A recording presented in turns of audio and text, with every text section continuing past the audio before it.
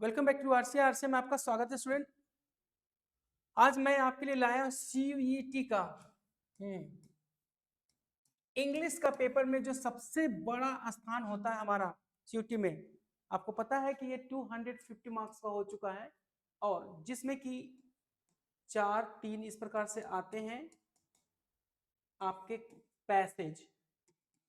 तो काफी 70 या 75 मार्क्स का ये होता है और ये इसका बहुत बड़ा वेटेज है हमारा सीयूटी में। और आपको तो पता है सीयूटी का जो ट्रेंड है वो बेहतर फ्यूचर के लिए काफी अच्छा होता जा रहा है। जो हमारे स्टूडेंटों को सबसे ज्यादा प्रॉब्लम होती है वो इंग्लिश में, लेकिन डरने की कोई बात नहीं। अब जो मैंने तरीका लाया है इस तरीके से आपको इस प्रकार से मैं आपको पढ़ाऊंगा कि ये गाजर मूली के बराबर हो जाएगा। बिल्कुल आप बिल्कुल चिंता न करें इसके लिए। ये कुछ भी नहीं है, बस सिर्फ आपको थोड़ी सी अप्लाई करने की जरूरत है। Yourself, you need to apply yourself and ये सारा चीज काफी चाहिए। तो आज मैं आपको ये पैसेज करने जा रहा हूं और आप देखिएगा किस प्रकार से आप इस पैसेज को हमारे साथ काफी आसानी से समझेंगे। तो आज हम इसको शुरुआत करने जा रहे हैं और देखिए बिना समय गवाए हुए चलिए ठीक है। देखिए एक पैसेज दिया हुआ है और पैसेज क्या होता है कि एक कहानी जो होता है ना, वो नरेटिव भी हो सकता है, कोई कहानी कहता है ना, फिक्शन भी हो सकता है और स्टैटिस्टिकल भी होता है। स्टैटिस्टिकल क्या है, डेटा वगैरह दिया रहता है उसमें। डरने की कोई जरूरत नहीं, समझने की जरूरत है। डरने से कुछ नहीं हो सकता है, समझने से बहुत कुछ हो सकता है। तो आप इस बात को, मेरा एक फार्मूला है, बस इनको याद रखिएगा। कभी भी इंग्लिश से आपको डर नहीं लगेगा। सबसे बड़ा चीज है कि समझने की जरूरत है, डरने की जरूरत नहीं है। तो समझने की कोशिश कीजिए। डर वहीं पे खत्म होता है जहां आप समझदारी को आप एक्सपेंड करते हो कि नहीं चलो समझते हैं, देखते हैं कि क्या होता है। जब तक दिमाग को एक दायरे से निकाल करके अप्लाई नहीं करोगे, डर बना रहेगा। डर बनता है एक छोटे से जगह में जहां आप अपने दिमाग को यूज नहीं कर पा रहे हो। तो आप देखिए मेरे साथ, आइए और समझिए, है ना। तो ये 3 प्रकार के होते हैं, ठीक है। तो चलिए ये नैरेटिव है हमारा और देखते हैं कि किस प्रकार का इसमें लिखा हुआ है। सबसे पहले वाक्य, When I was in my late teens, है ना। अब यहाँ पर कह रहा है लेखक जो है, ये नैरेटिव है, सॉरी नैरेटिव है क्योंकि ये खुद ही कहानी कर रहा है। जो नैरेटिव है उसमें अपने आप को शामिल किए हुए है। आप देख सकते हैं नरेटर जो खुद को शामिल किए हुए और खुद बोल रहा है, क्या बोल रहा है, When I was in my late teens, यानी कि ये जो पैसेज दिया हुआ है नैरेटिव पैसेज, क्या कहेंगे इसको, नैरेटिव पैसेज। कोई नरेट कर रहा है, अपनी कहानी बता रहा है। आगे देखते हैं, जब मैं था, कहां पे था, इन लेट टीन। लेट टीन्स का मतलब क्या होता है, 19 साल का जो उम्र होता है ना, 19। तो 19 को मान लेते, ये 13 से शुरू होता है, 14, 15, 16, 17, 18। तो मान के चलो लेट में हो गया तो 20 से भागा, मतलब 20 से डिवाइड करेंगे तो वही 16, 17 और 18 को मान चलते हैं ना। 17 और 18 लेट हो गया, लेट, क्योंकि 19 तो खत्म ही हो जाता है। तो 17 और 18 साल का होगा हमारा लेखक। तो क्या है, वही लेखक कर रहा है कि जब मैं लेट टीन में था, है ना, and still undecided about which language I should write in. तो लेखक कह रहा है कि मैं जब लेट 17 और 18 में था तो मैं अभी भी कंफ्यूज था, अनडिसाइडेड था, मुझे पता नहीं था कि कौन सा लैंग्वेज को मैं चूज करूं जिसमें मैं लिखूं। यानी ये तो पता चल रहा है कि इसको लैंग्वेज है जो आता था 2-3, ये तो क्लियर है। क्योंकि ये बोल रहा है कि मैं किस लैंग्वेज में, यानी कि एक रहता तो बोलता ही नहीं, है ना। जैसे किसी के पास 2 घर है तो तभी तो बोलेगा इस घर में रहूं कि इस घर में रहूं। यानी उसके पास डिसीजन बनाने के लिए ऑप्शंस आ रहे हैं, यानी कि 2 चीजें ऑप्शन ज्यादा है। तो यहाँ पर पता चल रहा है कि वो कम से कम 2 लैंग्वेज जरूर जानता होगा। क्लियर यहाँ तक। ही टोल्ड मी दैट, उसने कहा कि the language one is born into. अब यहाँ पे ही कौन है, यहाँ पर नरेटर का कोई है जिसको उसने प्रोनाउंस से एड्रेस किया है। यहाँ चाहता तो फादर भी बोल सकता था, मदर भी मदर तो होगा नहीं, सी लगेगा, तो कोई होगा उसके बारे में वो बोल रहा है। अभी ये भी नहीं कंफर्म है कि ये जो नरेटर है वो फीमेल है या मेल है। आगे बढ़ते हैं, पता चल जाएगा थोड़ी देर में। चलो, ये तो पता चल गया कि नरेटर जिसके बारे में रेफर कर रही वो मेल है। तो वो कहती है, मेल है, वो कहती है, सॉरी वो कहता है, अभी चलेंगे। ही टोल्ड मी, उसने मुझे कहा था, किसी ने इसको सजेस्ट किया था कि नरेटर को, that the language one is born into one's mother tongue. Narrator को किसी ने बोला था कि जिस लैंग्वेज में आप जन्म लेते हैं, यानी कि जो लैंग्वेज जन्म लेते हैं आप बोलते हैं, वो आपका मदर टंग कहलाता है, मातृभाषा कहलाता है ना। Can only can be the only possible medium of creative expression. हाँ, यानी कि अगर जिस लैंग्वेज में आपने जन्म लिया है उसी लैंग्वेज में संभव है कि आप क्रिएटिव एक्सप्रेशन यानी कि आप अपने भावनाओं को उस लैंग्वेज में बड़ा क्रिएट करके रख सकते हैं, क्योंकि उसमें आपने जन्म लिया, आप उसके हाव भाव को समझते हैं। दूसरी लैंग्वेज तो आपको सीखनी पड़ेगी, हाव भाव अलग से ही सीखना पड़ेगा, जेस्चर वगैरह, जो कि थोड़ा मुश्किल होगा। यहाँ तक क्लियर है आपको? आगे देखते हैं। अब लेखक कर रहा है, नरेटर कर रहा है, for most of his life, यानी कि ये हिज लाइफ अपनी लाइफ के बारे में नहीं बोल रहा है, हिज लाइफ यानी कि ये बंदे के बारे में बोल रहा है, समझिएगा। Most of his life my father, हाँ अब आ गया, यानी नरेटर जो बात कर रहा है अपने पिताजी की बात कर रहा है, क्लियर है ना। यानी उसके पिताजी ने उसको कहा था कि जिस लैंग्वेज में तुम जन्म लेते हो वो वही लैंग्वेज में तुम क्रिएटिव एक्सप्रेशन कर सकते हो। यहाँ तक क्लियर है? अब कह रहा है कि ज्यादातर हमारे पिताजी, जो मेरे पिताजी थे, उनका नाम था श्रीपट राय, है ना, देख लीजिए नाम भी दिया है ना। Had been Hindi editor and critic, वो हिंदी के एडिटर रहे थे, क्रिटिक रहे थे, समालोचक। On end of, on end of का मतलब यहाँ पर हुआ कि वो कभी कभी, on end of he translated writing, कुछ राइटिंग होता है उसको ट्रांसलेट कर देते थे हिंदी इंग्लिश में, और किस लैंग्वेज से, हिंदी टू इंग्लिश, यानी दो लैंग्वेज वो जानते थे, फिलहाल यहाँ दिया गया, ठीक है। he was fond of saying that, है ना, वो इस बात को कहने के लिए काफी शौकीन थे, मतलब बार बार कहा करते थे। he was fond of saying मतलब कहने के बार बार शौकीन थे, मतलब बार बार होता है ना किसी माता पिता की बातें कि मैं तो यही बात जानता हूँ, यही होता है ना, तो ये बात वो कहते थे। ए failed writer become a critic, है ना, उनका पिताजी यही कहा करते थे कि जो फेल्ड राइटर होता है, यानी कि जो राइटर बनने की कोशिश कर रहा था, राइटर नहीं बन पाया, वो क्या बन जाता है, क्रिटिक, समालोचक बन जाता है ना। आगे वो बोलते हैं, वो the weightage of his literary expectation came, है ना, the weight of his literary expectation came eventually to rest on me. अब यहाँ पर लेखक है जो कर रहा है कि जो भार है, क्योंकि वो तो बने नहीं मेरे पिताजी, तो उसका जो भार है कि उनको लेखक बनना था, वही लिटरेरी एक्सपेक्टेशन, एक्सपेक्टेशन मैंने आशा, अब आ गया है अंत में उसके कंधे पे। किसके कंधे पे? जो लेखक है जिसने कहानी शुरू की। यानी यहाँ कहने का मतलब है कि जो लेखक है इस कहानी का, ये पैसेज का, वो कह रहा है कि मेरे पिताजी कहा करते थे, उनका शौक था कहने का कि जो राइटर सफल नहीं होता है, जो राइटर सफल नहीं होता है, वो राइटर क्या होता है कि वो क्रिटिक बन जाता है, किसी का समालोचन करता है। और ये भी कहना चाहता है लेखक कि अब जो मेरे पिताजी का वेटेज भार था वो नहीं बन पाए, तो कहीं ना कहीं आदमी के मन में कुंठा रहती कि मैं सफल नहीं हो पाया, मेरे बच्चे करने चाहिए। तो वैसा ही उनका कहना है, लेखिका का कहना, मतलब कि राइट जो लिखी है नरेटर का कहना है कि उनकी जो वेटेज है एक्सपेक्टेशन का, eventually come down to rest on me, मेरे ऊपर आ गया, यहीं पे बैठ गया। मतलब वो चाहते कि मैं सफल करूं उसको, मतलब बढ़िया राइटर बन पाऊं, अब उनका एक्सपेक्टेशन मेरे ऊपर आ गया। क्लियर है? समझ में आ रहा होगा स्टूडेंट, मैं बिल्कुल साफ साफ क्लैरिटी के साथ समझाऊंगा। और आपको जब मेरे आप चैनल पे आएंगे या मुझसे जुड़ेंगे तो मैं आपको एक एक चीज करके और भी आगे बताऊंगा, ठीक है। इस बात को समझिए, क्योंकि हर एक चीज सभी जगह नहीं दी जाती है, ठीक है। तो कुछ चीजें जो आप समझ सकते हैं, सेंसिबल पर्सन को हिंट्स इज इनफ। तो you try to understand from my point of view what I am trying to say, what the message trying to convey you. If you can really understand, you are from Hindi medium, मैं उनके लिए काफी कारगर हूँ। If you are from English medium, उनके लिए और भी ज्यादा कारगर हूँ। तो इसके लिए पहले समझिए, फिर देखते हैं क्या किया जा सकता है आपके लिए।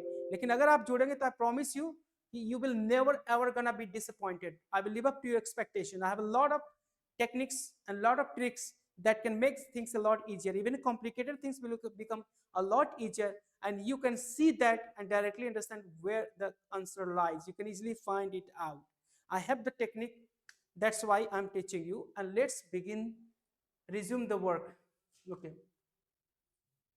अब वो कहता है कि मेरे ऊपर है, he seems happy, मेरे पिताजी जो है, लेखिका चलो मैं बोल रहा हूँ, लेखक नरेटर कहता है कि वो बहुत खुश दिखते थे, अभी की बात नहीं, ईडी लगाओ पास्ट में, that I was showing an inclination for writing.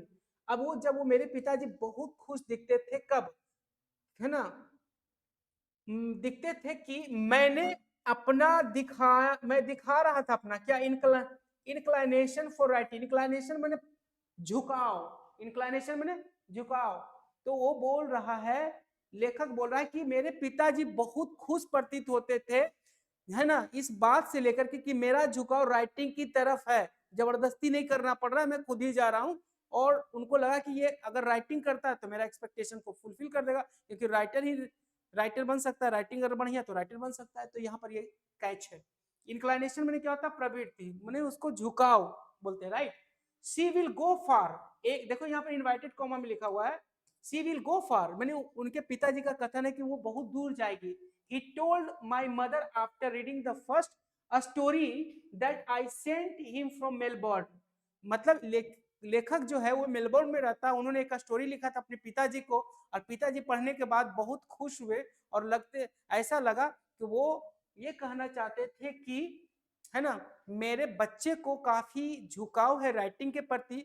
और जब पहली बार जो मैंने उनको भेजा था मेलबोर्न से, वो राइटिंग, पीस ऑफ राइटिंग, इसको देख करके वो काफी खुश हुए और कहते कि बहुत दूर जाएगा मेरा बच्चा। यहाँ पर लिखा हुआ बहुत दूर जाएगा, है ना, यहां तक क्लियर है। आगे देखते हैं, my father pronouncement on the mother tongue stayed with me. अब यहां पर देखिए, मेरे पिताजी का जो अनाउंसमेंट था, प्रोनाउंस किए, है ना, कि मेरा जो बच्चा है वो किस चीज में, मदर टंग में काफी अच्छा एक्सप्रेशन दे सकता है। ये मेरे पिताजी का प्रोनाउंसमेंट है, ये भी कहे थे शी विल गो फार, पहले ही बोल दिए। तो कहीं ना कहीं जब पेरेंट्स जो होते हैं अपने बच्चों का मनोबल बढ़ाते हैं और कुछ बोल देते कि ये अच्छा करेगा, तो बच्चे के साथ ये चीज लग जाती, उसके दिमाग में लग जाती।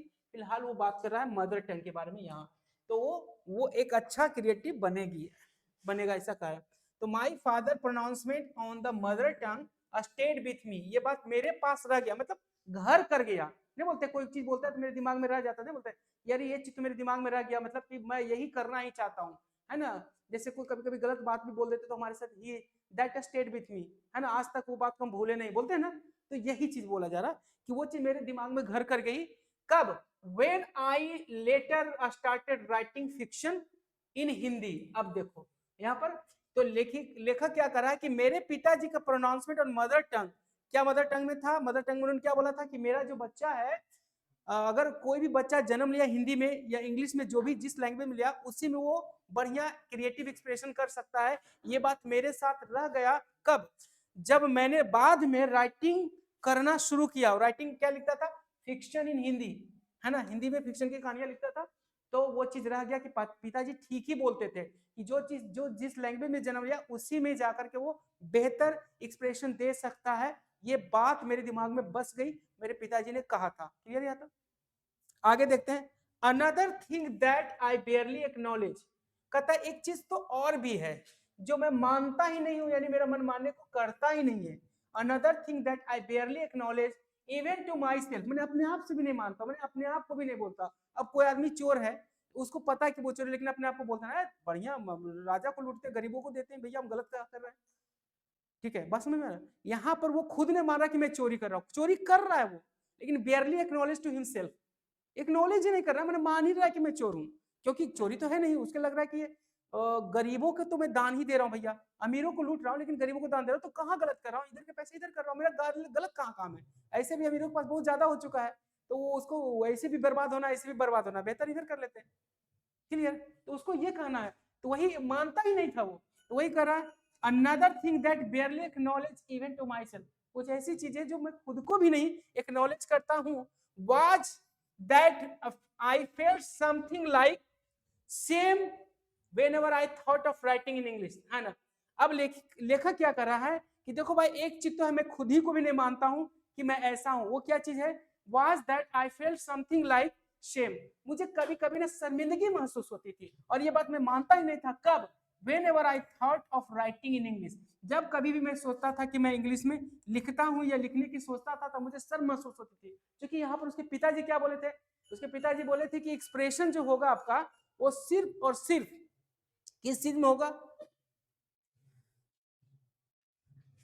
केवल हिंदी में ही होगा। तो अब उनका मन करता था कि कभी इंग्लिश में लिख लिया तो उसको शेम महसूस होता था, लेकिन मानने के लिए तैयार नहीं थी। Barely acknowledge to herself himself. चलिए आगे देखते हैं। It seems wrong for granddaughter of Premchand, even to be thinking so. हाँ, कहता ये बड़ा ही भद्दा लगता था, गलत लगता था उसके लिए जो प्रेमचंद की पोती है, यहां तक ये सोचना कि कोई दूसरे लैंग्वेज में लिखना शर्म की बात है, ये चीज बड़ा ही भद्दा लगता था, ऐसा सोचना। तो यहां पर एक चीज और क्लियर हुआ कि वो फीमेल है, लेखिका क्या है, फीमेल है, क्योंकि वो अपने बारे में बता रही कि वो ग्रैंड डॉटर है किसकी, प्रेमचंद जी की है। और ऐसा सोचना, जो कि प्रेमचंद एक लेखक है, आपको सबको पता है इंडिया में, तो प्रेमचंद लेखक हैं तो वो कोई भी लैंग्वेज से तो हेट नहीं करेंगे। अगर हम हिंदी जानते हैं, हिंदी के लेखक हैं, तो इंग्लिश से हेट नहीं करेंगे, वो अपने जगह पे, हम अपनी जगह पे। अगर हम हिंदू है तो मुस्लिम से क्यों हेट करेंगे, तो सेम थिंग ऐसा होता है। लेकिन इनके साथ क्या था, लेखिका के साथ, कि वो कहती थी कि भैया ये तो बड़ा ही बुरा बात है, एकदम गलत लगता है, एक प्रेमचंद के डॉटर होने के नाम पे अगर मैं ऐसा सोचूं कि ट्रांसलेशन करना मेरे लिए बुरा है तो गलत है ना ये। लेकिन मैं अपने आप से मानता ही नहीं हूँ, दिल ही नहीं मानता है। चलो ये भी कहते हैं, आगे देखते हैं। Our family had certain linguistic pride. अब हमारा फैमिली में क्या है, सर्टेन लिंग्विस्टिक प्राइड। लिंग्विस्टिक माने लैंग्वेज, यानी कुछ लैंग्वेजों पे बहुत ही गर्व महसूस करते हैं, जैसे हिंदी, क्योंकि हिंदी वाले ही लोग हैं वो लोग, प्रेमचंद हिंदी के हैं। तो our family had certain linguistic pride, और उनको प्राइड के तोड़ना अच्छा भी नहीं लगता। I knew that Premchand was famous, है ना। लेखिका कहती है कि मैं जानता था कि मेरे दादाजी फेमस थे, but I had not at that time realise the extent of his popularity.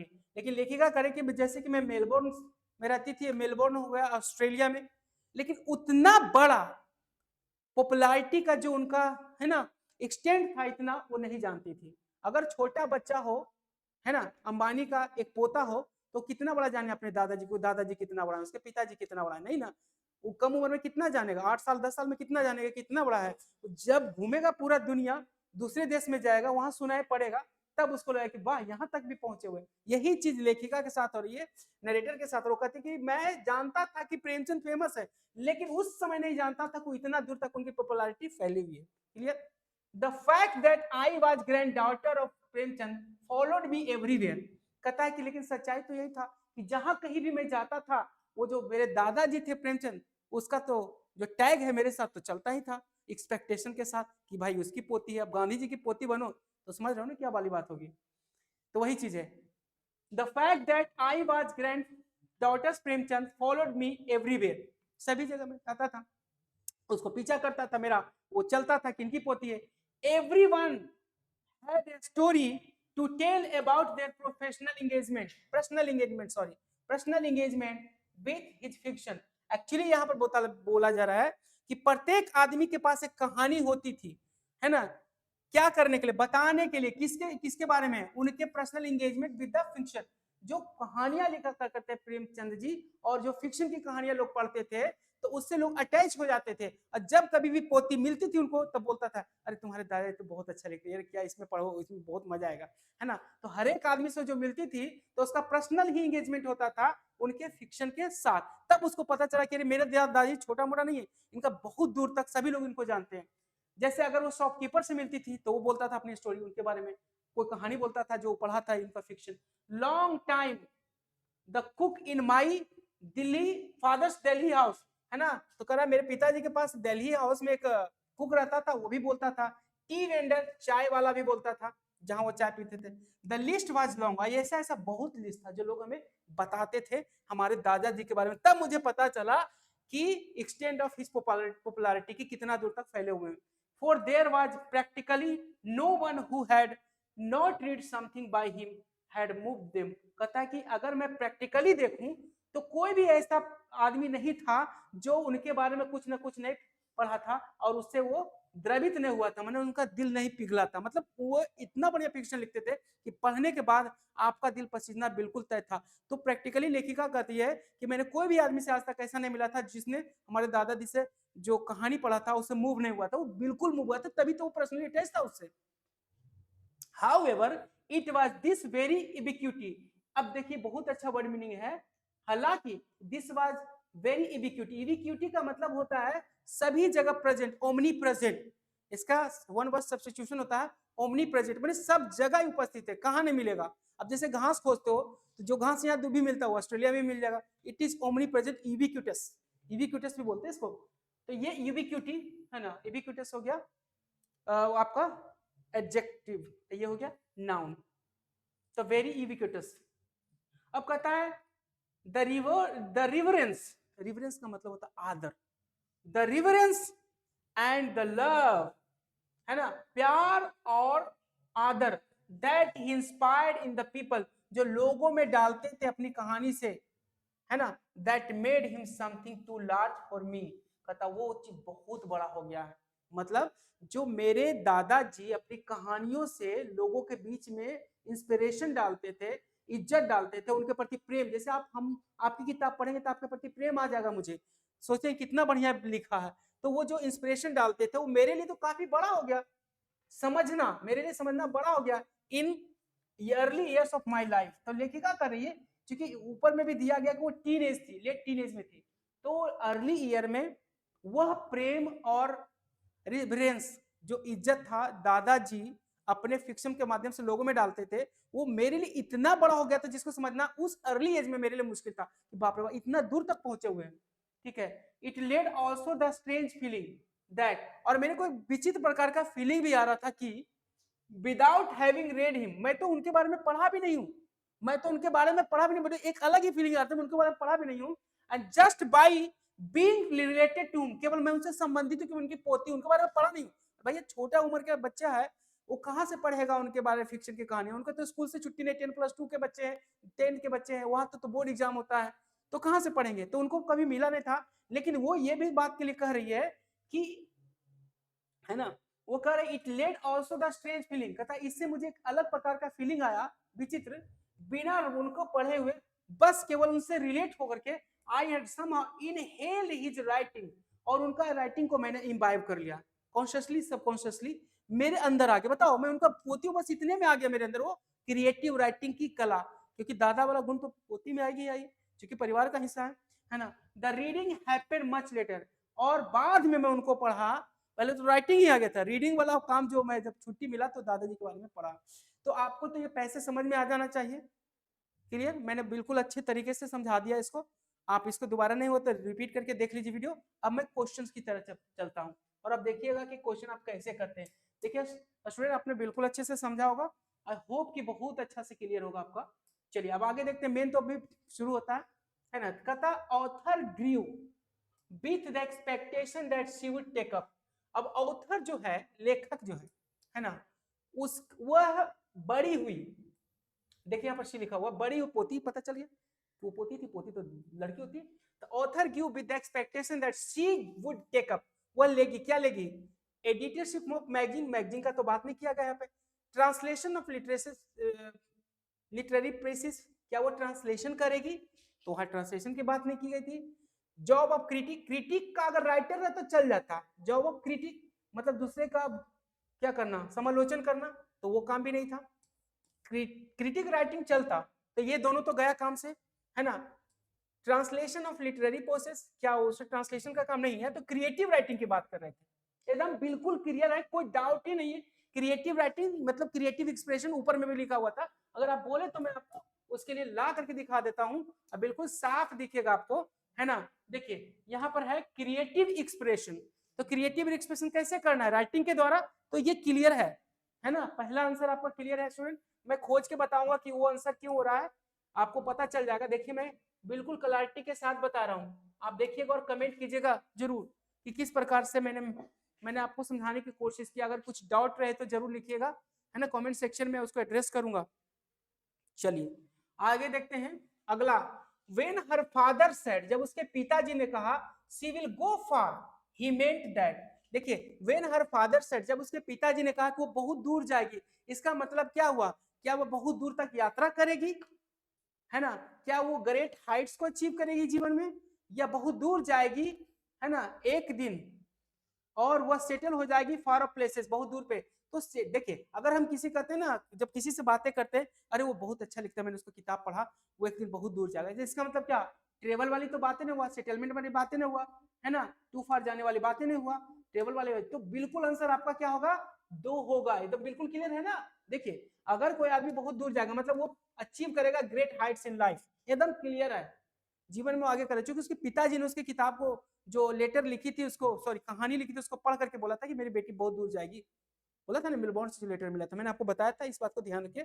तो एक बार नहीं 2 बार पढ़ना है आपको, बहुत तेजी से 2 बार पढ़ना है। पहली बार हम बिल्कुल आराम पढ़िए, एक बार क्वेश्चन आंसर सोल्यूशन तक, फिर दोबारा उसको जाइए, तब आपका क्लियर होगा, ठीक है। एकदम कोशिश कीजिए समय को, ये प्रैक्टिस होगा स्टूडेंट, एक दिन में नहीं होगा, ये बात को गांठ बांध लीजिए कि एक दिन में नहीं होने वाला, प्रैक्टिस से होने वाला। इस प्रैक्टिस को आप अगर स्पीड अप करना चाहते हैं तो जो समय बचता है आपके पास दिन में, उसमें न्यूज़पेपर, आर्टिकल, ऑनलाइन ऑफलाइन आप पढ़ सकते हैं। बेहतर मैं सजेस्ट करूंगा कि ऑफलाइन ही पढ़े, जिसमें आप उसको मार्क भी कर सकते हैं, कुछ वर्ड वगैरह मीनिंग नहीं आता उसको आप डिक्शनरी में नोट करना शुरू करिए, ये आपकी हैबिट में होना चाहिए। This should be done on daily basis regularly. If you do this, nobody can stop you from doing this kind of passage quite easily. With the blink of eye you can do it. There is nothing rocket science, it's a very simple method, but you should have command over it, you should have good understanding of it, and understanding can be developed easily. अगर आप हमारे साथ जुड़ेंगे, मेरा अलग ही है, उसमें मैं आपको इन सारी चीजों की जानकारी दे दूंगा, और हमारा ऑनलाइन क्लास चलता है उसमें हम, अगर आप जुड़ना चाहते हैं तो फिर आप देखिएगा, ठीक है। तो ये जितने भी चीजें हैं पहले मुझे समझा दीजिए, फिर आपको मैं और इसके बारे में भी आगे जानकारी दूंगा। चलिए, तो हमारा 2 क्वेश्चन हो चुका है, तीसरे में आते हैं। क्यों हो रहा है, कैसे हो रहा है, अगर कुछ भी लगे आपको कमेंट में जरूर मारिएगा और बताइए कि क्या आपको लग रहा है ना, एकदम बिल्कुल ओपन है ये एकदम। चलिए अगला देखते हैं, choose the statement which is not true respect to the passage. मैंने इस पैसेज में जो वाक्यात दिए हुए हैं, जो सेंटेंस दिया हुआ है, वो यहाँ पर वो सही नहीं है। तो कौन सा सेंटेंस दिया गया है जो सही नहीं? सबसे पहले देखते हैं, author felt pressurised to write in Hindi because of her father, है ना। ऑथर जो है वो प्रेशराइज महसूस करता है ना, किसके लिए लिखने के लिए? बिकॉज ऑफ पापा के प्रेशर के कारण। चलिए देखते हैं, she felt obliged to carry on the legacy of Premchand, ठीक है, उसको महसूस होता है, उसको ऑब्लिज का मतलब होता है प्रेशर होना, या उसको कर्तव्य बोध होता है कि भैया मैं कर्तव्य बोध हूं और अपने दादाजी के लेगेसी को आगे बढ़ाऊं, जो कि सही लग रहा है, नहीं तो गलत नहीं है। आगे देखते हैं, her family was chauvinistic about the English language, माने इंग्लिश लैंग्वेज के प्रति उसकी जो फैमिली था ना, कुछ ज्यादा ही चौवनिस्टिक था। चौवनिस्टिक का मतलब होगा यहाँ पर बायस्ड, निगेटिव थॉट रखना, निगेटिव सोच रखना, चौवनिस्टिक कुछ ज्यादा ही एक्स्ट्रा सोचना। तो ऐसा तो नहीं कुछ लिखा गया था। खैर आगे देखते हैं, she was in a way of extensive reach of her grandfather writing, कहता है कि वो काफी, है ना, इमोशनल थी इस बात को जान करके कि उसके दादाजी की इतनी बड़ी राइटिंग का पहुंच हो सकता है, जो कि इसमें दिया गया है। ये तो सही है, ये तो इसमें स्टेटमेंट में दिया गया है, 2 दिया गया है, अब हम 2 में चुनना है। ये दोनों तो क्लियर है, 2 और 4 ये दिया गया, लेकिन हमें नेगेटिव चुनना है, मतलब नॉट ट्रू। तो अब हम देखते हैं, author felt pressurised to write in Hindi because of her father. अब देखिए यहाँ पर ऑथर प्रेशराइज महसूस करती थी हिंदी में लिखने के लिए, क्यों? क्योंकि उसके पिताजी का प्रेशर था। क्यों नहीं प्रेशर था? प्रेशर था, देखिए कैसे था, हम आपको दिखाते हैं, एकदम देख करके मैं बताऊंगा आपको, बिल्कुल आपको समझ में आएगा, एक एक चीज नहीं हटेगा। आप देखिए कैसे करते, गलती बिल्कुल नहीं होगा। देखिए यहाँ पर क्या उसके पिताजी कहते हैं, देखिए गौर से सुनिएगा, है ना, वो कहते थे मुझे कि जो लैंग्वेज में एक आदमी जन्म लिया है वही उसका मदर टंग हो सकता है, ठीक है, और उसी में वो पॉसिबल मीडियम ऑफ क्रिएटिव हो सकता है। तो वो किस में जन्म लिया था प्रेमचंद? हिंदी में, उसकी पोती भी हिंदी में, हम लोग हिंदी में है ना, तो वो हिंदी के, तो इसका मतलब कहीं ना कहीं उनके पिताजी ये टैग लगा दिए थे कि एक्सप्रेशन जो होगा वो मदर टंग में ही होगा। मदर टंग बोले तो हिंदी, हिंदी। तो वो कहीं ना कहीं ओब्लाइज महसूस करती थी पिताजी के प्रेशर कि मेरे पिताजी चाहते हैं कि मैं हिंदी में ही एक्सप्रेस करूं। तो यहाँ पर आंसर बिल्कुल मैच खाता हुआ आंसर, ठीक है ना, तो वो मैच खाता हुआ आंसर है। तो क्लियर है यहाँ पर?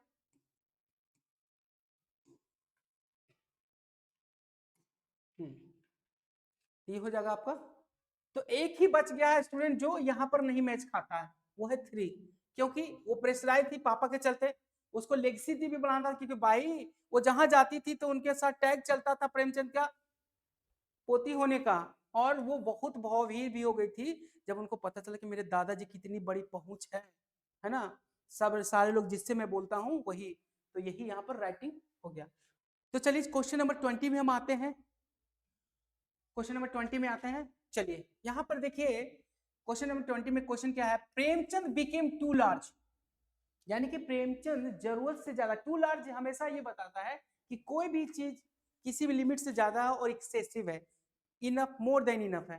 तो लेखिका कर रहे हैं कि प्रेम, मतलब यहाँ पर क्वेश्चन है कि प्रेमचंद जो है वो लेखिका के लिए जरूरत से ज्यादा बड़े हो जाते हैं, उसके लिए, किस लिए, to understand, mainly because of, तो वो समझ नहीं पाती, यानी कि बहुत ज्यादा बड़े हो जाते हैं, वो समझ नहीं पाती, इसके लिए कुछ कारण है। तो यहाँ पर ऑप्शन दिया गया है, पहला नंबर ये दिया गया है, his ability to connect with the people from all world. अब यहाँ पर हिज किसके लिए आया है, यहाँ पर आया है प्रेमचंद के लिए, कि प्रेमचंद में वो एबिलिटी है कि वो सारे लोगों से जुड़ जाते हैं, चाहे वो शॉपकीपर हो, दूध वाला हो, चाहे वो एक चाय वेंडर हो, कोई भी हो, उससे वो जुड़ जाते हैं, उनके पास ये एबिलिटी है। इसके कारण दूसरा देखते हैं, the fact she is feared, तो ये देखिए सच्चाई ये है कि वो उससे डरती थी। दादा से क्यों डरेगी, जब किसी से आदमी को इंस्पायर होता है तो डरने की जरूरत नहीं, तो ये तो इसी, खत्म है आंसर, एकदम बिल्कुल कोई भी सिंपल में बोल सकता है ना।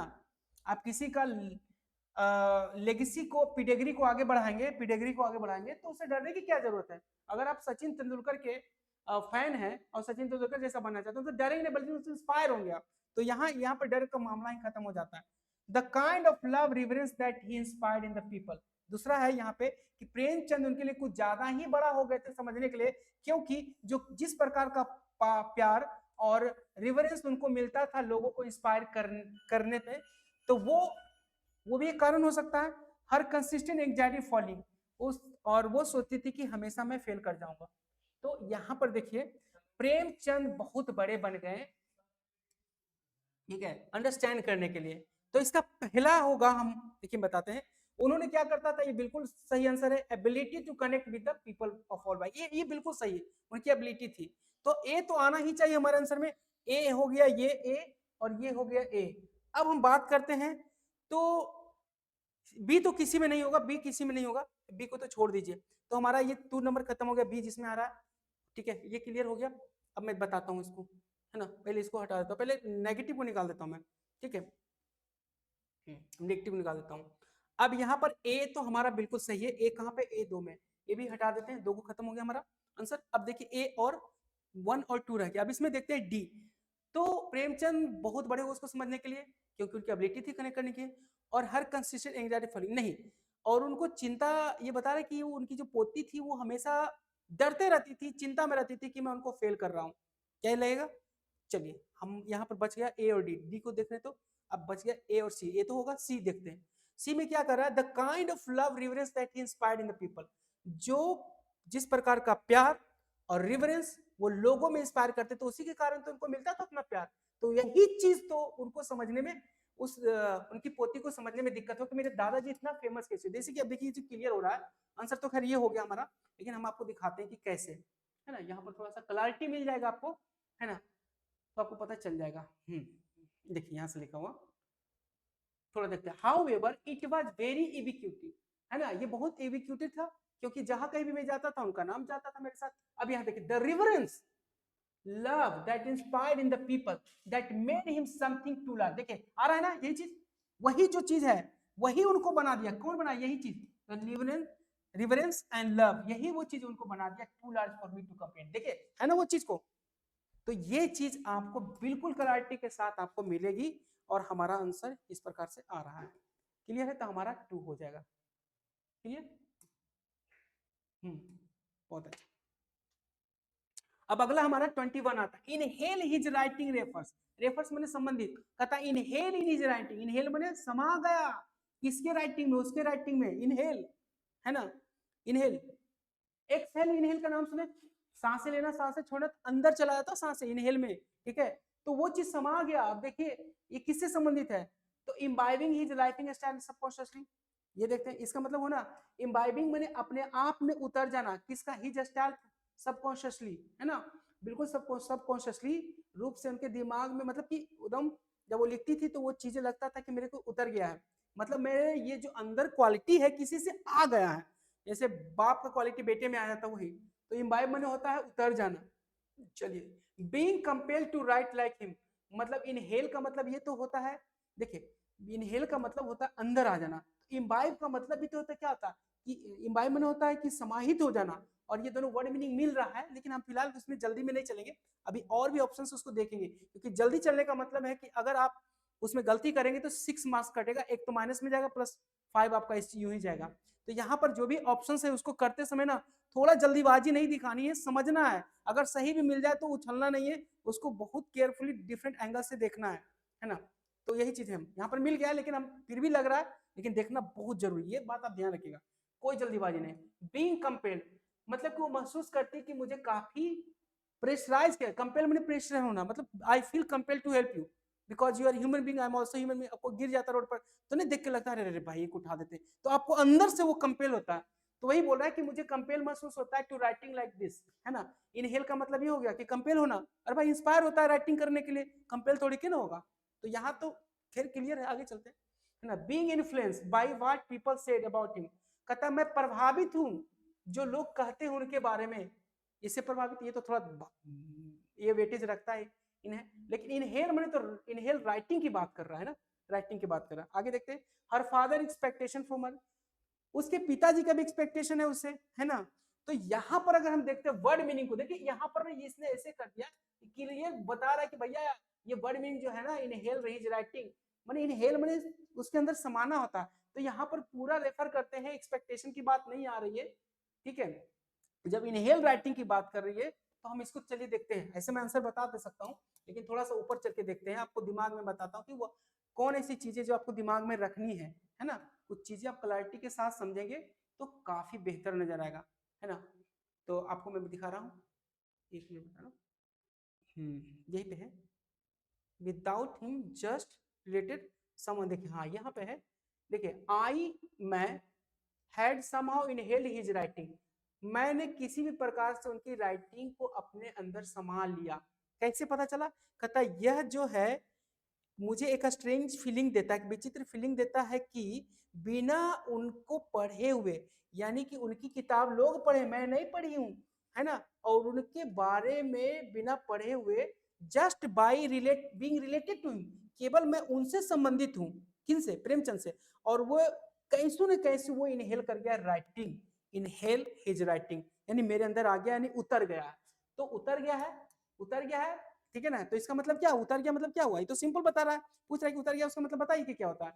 तो रेफर किससे होता है, तो वही इम्बाइब हिज राइटिंग स्टाइल, सबको है ना, हिज स्टाइल, किनका स्टाइल, लेखक का, क्योंकि किनका स्टाइल उतरा है, तो उनका स्टाइल होता है लेखक का, लेखक मतलब उनके दादाजी का, तो वो प्रेमचंद जी का बात कर रहा है। तो ये ज्यादा बेहतर है, कंपेल होने की जरूरत नहीं है, इन्फ्लुएंस होने की जरूरत नहीं है, क्योंकि ये बात कर रहा है गुण की बात, उनका गुण मेरे में अंदर में आ गया है।